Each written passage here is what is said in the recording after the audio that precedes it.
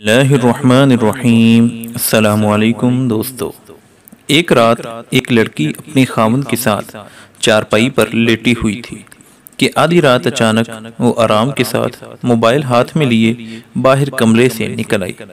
उसके खावंद को शक हो गया कि मेरी बीवी क्यों और क्या करने बाहर निकली है। थोड़ी देर बाद उसकी बीवी वापस आकर आराम के साथ अपने खावंद के साथ चारपाई पर लेट गई।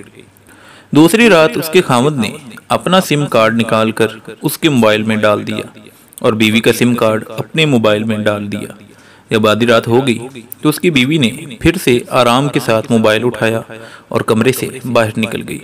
खावंद को और शक हो गया और इंतजार कर रहा था कि अब कोई तो उसके नंबर पर कॉल करेगा, लेकिन किसी ने भी कॉल नहीं की और उसकी बीवी वापस आके लेट गई। जब खावंद ने उसका मोबाइल चेक किया तो उसमें कोई भी न कॉल आई और ना ही गई, तो उसके खावंद को और शक हो गया और सोचा शायद नंबर डिलीट कर दिया गया हो।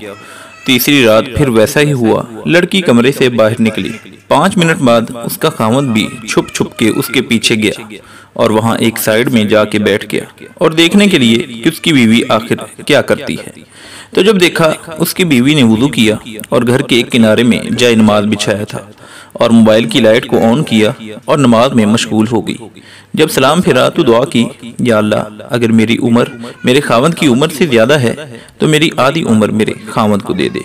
मेरी ये दुआ है कि अल्लाह सबको ऐसी ही बीवी दे, आमीन। दोस्तों, इस किस्से का मकसद ये है कि शक करने से पहले तहकीक जरूर करें। अगर आपको ये वाकया और कहानी अच्छी लगी है तो आगे इसको शेयर जरूर करें। दोस्तों, ऐसे ही दिलचस्प और सबकआमूज़ वाकयात हासिल करने के लिए हमारे YouTube channel AR story time को सब्सक्राइब करें। अल्लाह हाफिज़ व निगहबान।